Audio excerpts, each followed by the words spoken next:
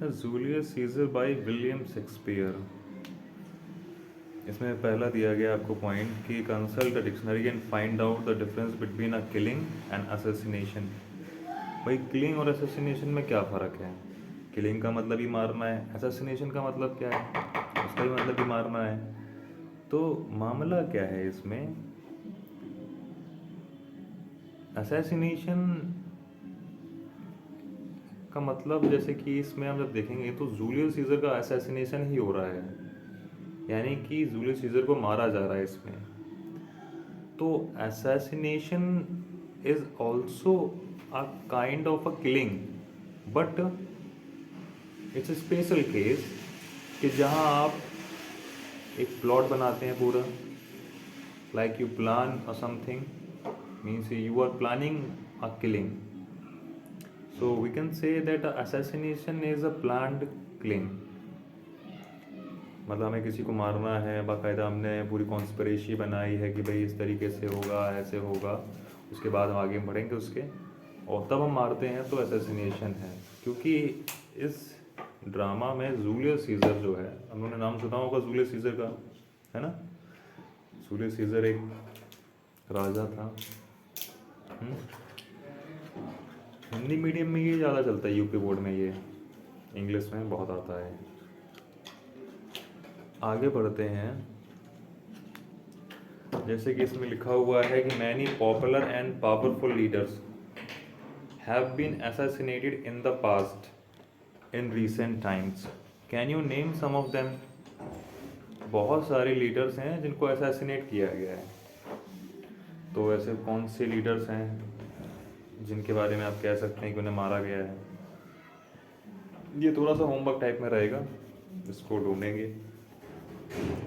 Start करते हैं third point, discuss in group the reason why the leaders you named in to have been assassinated, is assassination the end to the problem? जैसे कि इसमें कह रहा है कि अगर जो हम सेकंड पॉइंट में लीडर का नाम लिखेंगे कि किसी लीडर को मारा गया है, चलो जरा सोच के देखो कि किसी लीडर को मारा गया है, बताओ ऐसा कौन सा लीडर है जिसे मारा गया है? अपने इंडिया में ऐसा कौन सा लीडर है जिसे असैसिनेट किया गया है कोई लीडर का नाम आ रहा है? जो कोई लीडर था जिसे मारा गया हो, सोचो, कोई लीडर ऐसा?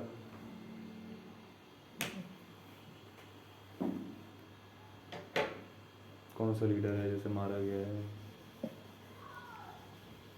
महात्मा गांधी नहीं आ रहे हैं? महात्मा गांधी को मारा गया, और किसको मारा गया?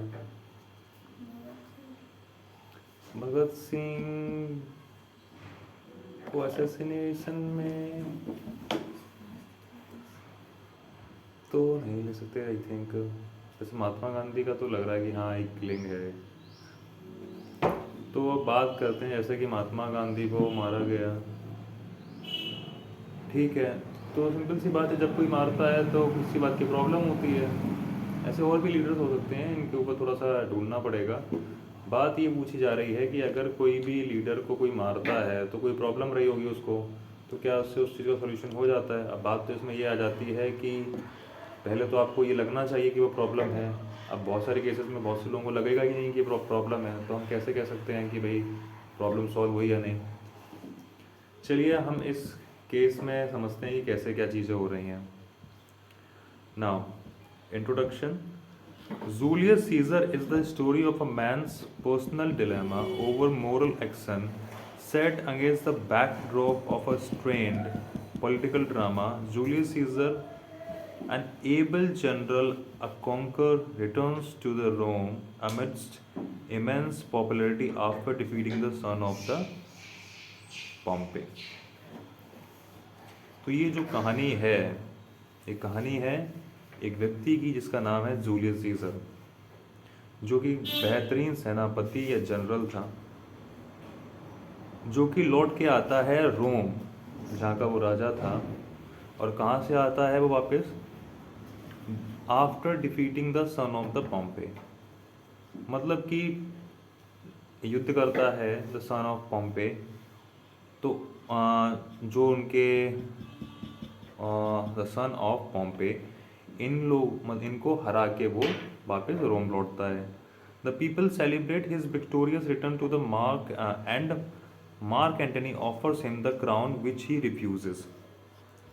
तो फिलहाल ये भी राजा नहीं है, अभी ये सिंपल सा जनरल है, ठीक है।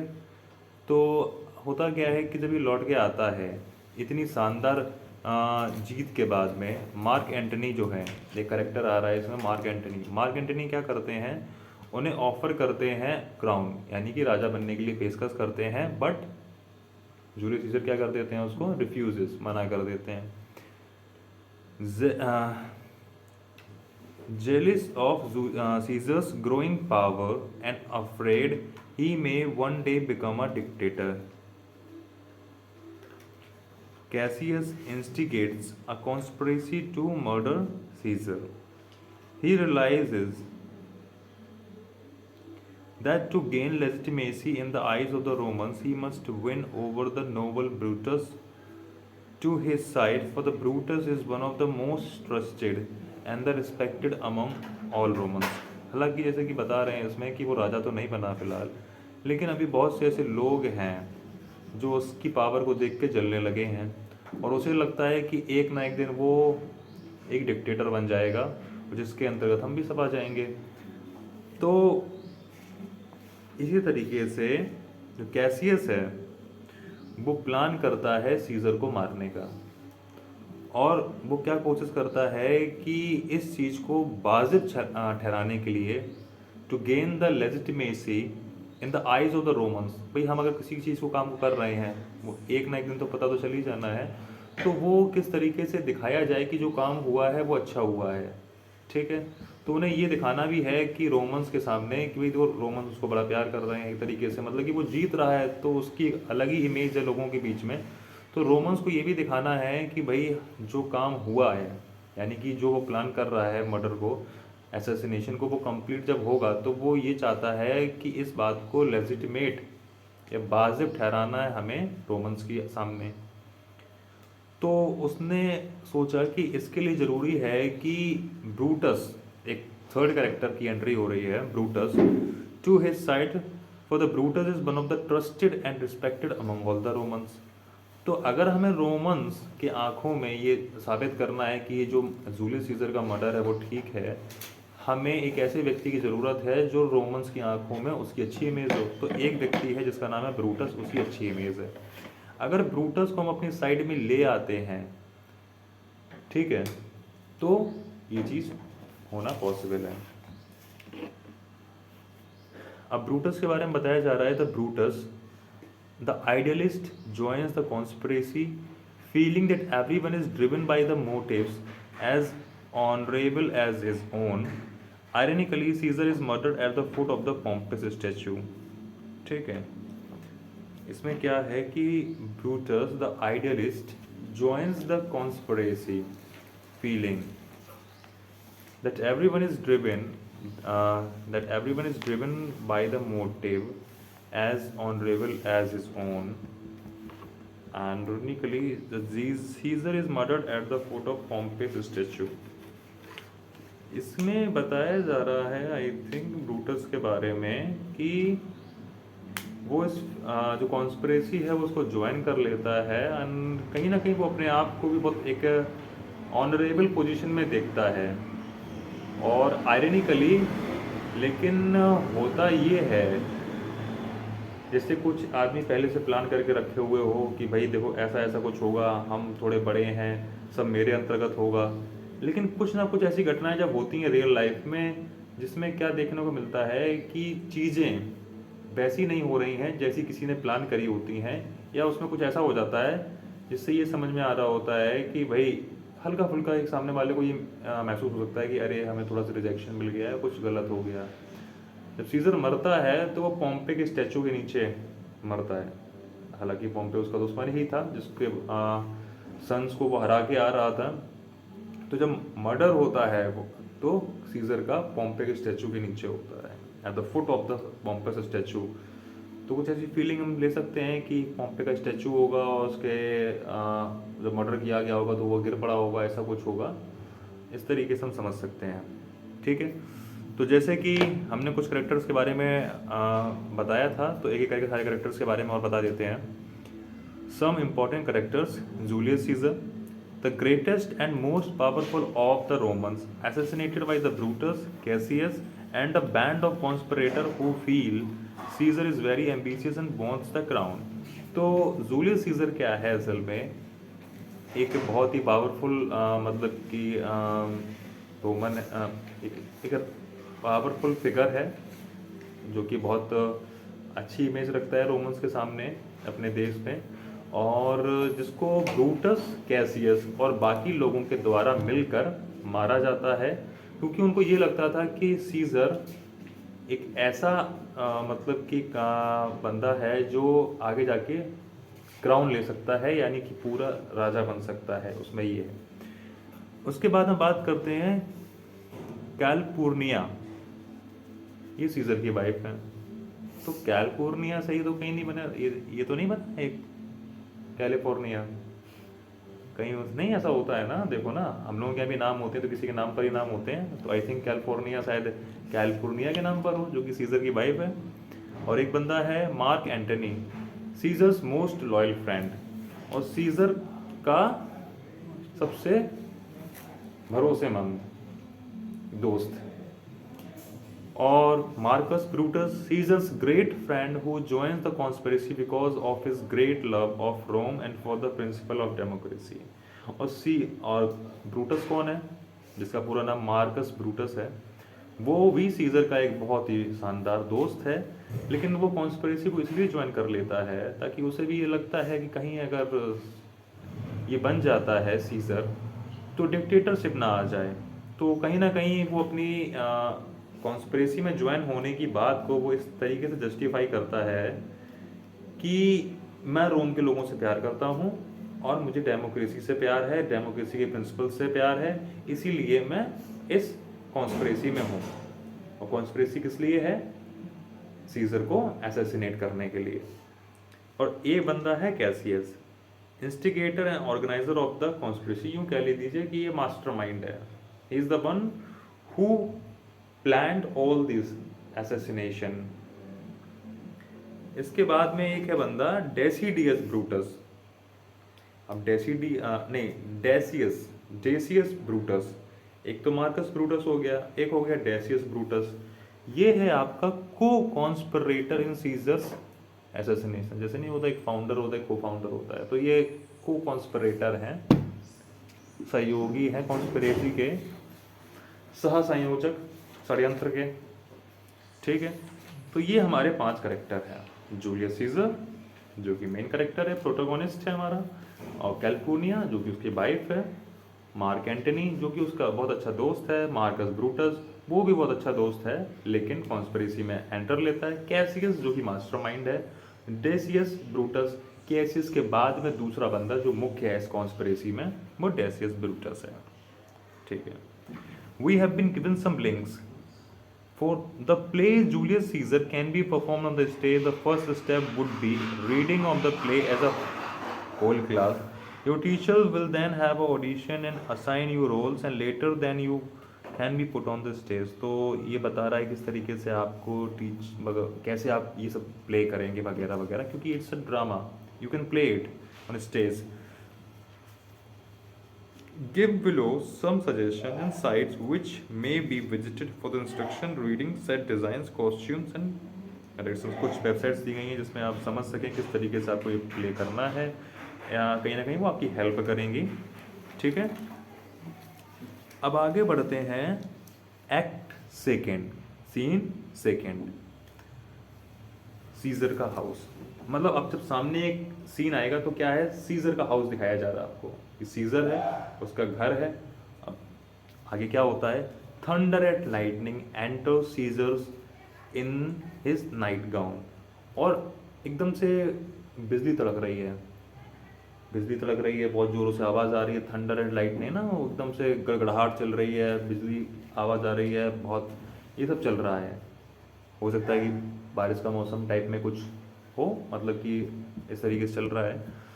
तो सीजर की एंट्री होती है, सीजर आएगा आपका। सीजर किस तरीके से आएगा, नाइट गाउन में आ रहा है, यानी कि कपड़े पहने हुए हैं उसने रात वाले। Caesar nor heaven nor earth have been at peace tonight. Caesar nor heaven nor earth have been at peace tonight. Thrice hath California in her sleep cried out, help ho, they murdered Caesar, who is within? Enter a servant।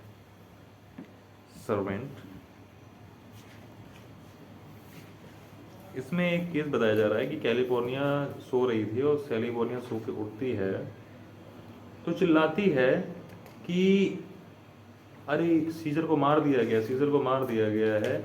और कौन कौन है इसमें, कौन है इसमें शामिल जो सीजर को मारने में ये सब कर रहा है।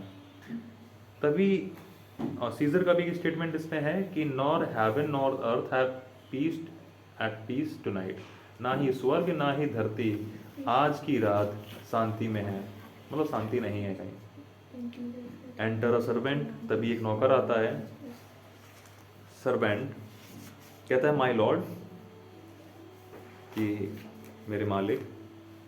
सीजर सीजर कहता है go with the priest to present sacrifice and bring me their opinions of the success. कहता है कि जाओ और वही सब तंत्र मंत्र जो लोग करते हैं कि भाई हमें ये करना है वो करना है तो उसके लिए हमें कुछ देना है, ये सब एक मान्यता।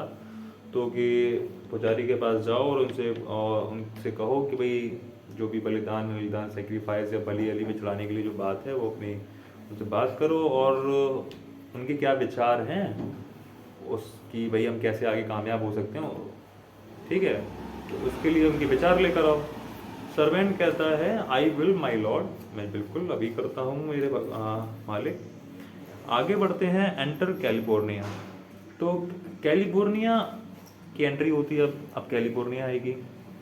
कैलिफोर्निया क्या कहती है, what mean you Caesar, think you to walk forth, you shall not step out of the house today. क्या बात है सीजर, तुम्हारा मतलब क्या है, तुम क्या बाहर निकलने की बात कर रहे हो? आज के दिन तुम्हें बाहर निकलना नहीं है, खतरे से खाली नहीं है तुम्हारे लिए ये बात। Caesar Caesar shall forth the things that threatened me never looked but on my back. When they shall see the face of the Caesar, they are vanished. Caesar का कॉन्फिडेंस देखिए आप। Caesar कहता है Caesar तो जाएगा, उसे कुछ नहीं रोक सकता, उसे कोई डरा नहीं सकता। और रही बात है जिन मुसीबतों की बात कर रही हो वो मेरे पीछे रहती हैं हमेशा। अगर वो मेरे आगे आई भी और उन्हें मेरे सामने फेस टू फेस हुआ ना, मेरी नज़र पड़ते ही तुरंत ही वो गायब हो जाएंगी। समझ रहे? तो मुझे किस बात का डर? ठीक। कैलिफोर्निया कहती है Caesar I never stood on your ceremonies yet now they fright me, there is one within besides the thing that we have heard and seen, recount most horrid sights seen by the watch. A lioness hath whelped in the streets, and grapes have yawned, yielded up on their dead. Fiercely fiery warriors fought upon the clouds in ranks and squadrons, and right from a war, which drizzled blood upon the Capitol. The noise of the battle hurtled in the air. Horses did neigh, dying men did groan, ghosts did shriek and squills about the street of Caesar. These things are beyond all use, and I do fear them. तो क्या कह रही है कि मैं कभी भी तुम्हारी सेरेमनीज यानी कि तुम जो भी करना चाहते हो, जिन चीज़ों को तुम समझते हो, well paid much attention to the omens and the forecast.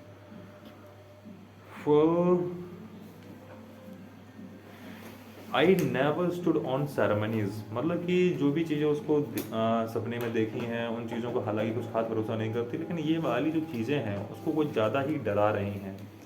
ऐसे नहीं लोग कहते हैं कि यार ये तो तुम्हारा अंधविश्वास है, तो वो कह रही है इन चीज़ों पे मैं भी विश्वास नहीं करती हूँ, लेकिन इस बार जो हुआ है मेरे साथ में वो मुझे सच में डरा रहा है, मुझे दिक्कत पैदा कर रहा है, समझा रहा है कि कुछ गड़बड़ हो सकता है। और वो अपने सपने को बताती है कि किस तरीके से चीज़ें हैं, इसमें अलग अलग तरीके की चीज़ें बताती है वो।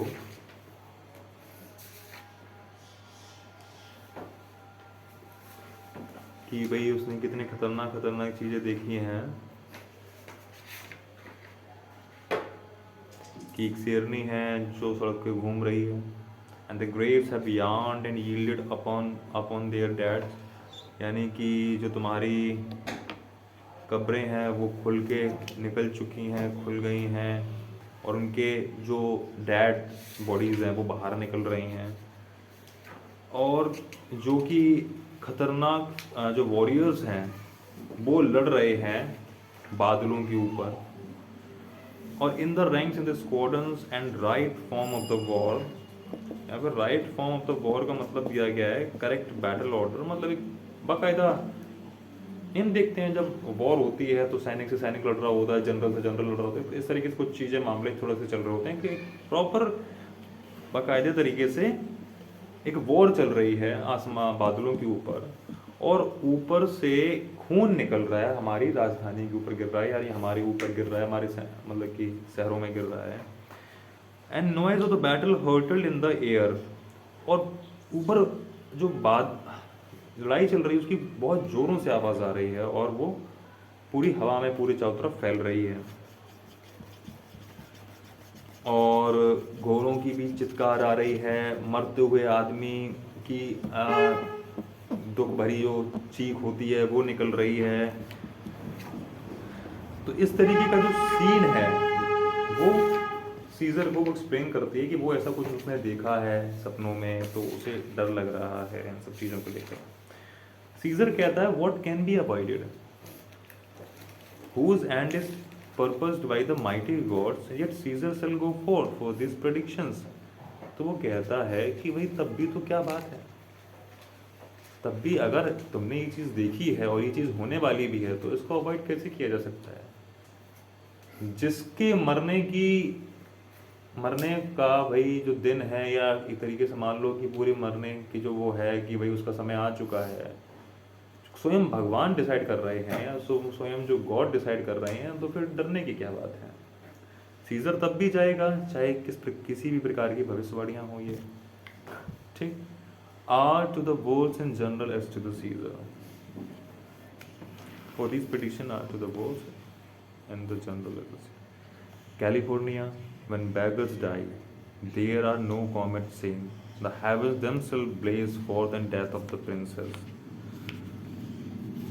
कैलिफोर्निया कहती है जब कोई भिखारी है मरता है, या यूँ कह लो कि वो कहना चाह रही है कि कोई भी हल्का फुल्का आदमी या जिसका मतलब उनके अकॉर्डिंग कोई यूज़ नहीं है, ये साधारण लोग मरते हैं, तो कोई भी कॉमेट नहीं देखा जाता है। कॉमेट हम लोग देखते हैं ना कि कुछ सेलेस्टियल ऑब्जेक्ट हमें दिखाई दे रहा है,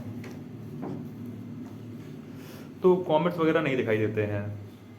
but the haven themselves blaze for the death of the princes, लेकिन ऐसा आम लोगों के साथ होता है। लेकिन जब कोई राजकुमार होते हैं तो कुछ ना कुछ ऐसी घटनाएं जरूर होती हैं जो कि साइन दे रही होती हैं हमें। Caesar cowards die many times before their death. देखो सीजर का आप कॉन्फिडेंस देखिए, सीजर क्या कह रहा है कि भाई जो कावर्ड्स होते हैं, कायर लोग होते हैं, डरपोक लेते हैं, मरते हैं, वो एक बार नहीं कई बार मरते हैं। एक बार तो सबको मरना होता है, लेकिन कावर्ड्स क्या होते हैं, अपनी मौत से भी पहले कई बार मरते हैं। The valiant never taste death but once. जो बहादुर होते हैं, ताकतवर होते हैं, मतलब कि मजबूत या योद्धा होते हैं, वो क्या करते हैं, वो कभी भी मौत का स्वाद नहीं चखते, बस एक बार। यानी कि उन्हें मौत सिर्फ एक बार होती है बस। जब मौत होती है फिर मौत होती है, ना उसके पहले मौत ना उसके बाद। कायरों की तरह नहीं कि रोज रोज मर रहे हैं। Of all the wonders that I have never heard, it seems to me most strange that man should fear, seeing that death, a necessary end, will come when it will come. Of all the wonders that I have heard, it seems to me that the most strange that man should fear, seeing the death, a necessary end, will come when it will come। वो कहता है कि मुझे ये चीज़ बड़ी अजीब सी लगती है। द मोस्ट स्ट्रेंज, इसे वो दे रहा है फोकस कि मोस्ट स्ट्रेंज, यानी कि जितनी भी चीज़ें अजीब लग सकती हैं उनमें सबसे ज़्यादा अजीब उसे यही बात लगती है that man should fear the seeing the death a necessary and, कि भाई आदमी मौत को देख कर डरता ही क्यों है भाई। It's absolute truth. बट कुछ भी सही हो ना हो आपकी लाइफ में, इतना तो क्लियर है आपको, आप भविष्यवाणी किसी भी तरीके कर पाए ना कर पाए, इतना तो क्लियर है आपकी लाइफ में कि मरना तो है ना, मरना तो है, और इट्स अ नेसेसरी एंड, जो सबके साथ होना है, एक जरूरी अंत है। अगर मैं कह भी दूँ कि तुम हमेशा जिंदा रहो तो सोचो ना क्या हालत होगी। इट्स अ नेसेसरी एंड कि जो एक दिन होना है, will come when it will come, और जो कि आएगी जब भी आएगी। तभी री एंटर सर्वेंट, दोबारा से सर्वेंट लौट के आता है। एंड वॉट से द ऑग्यूरस। ठीक है, इसको यहाँ पे रखते हैं, फिर आगे कंटिन्यू करेंगे।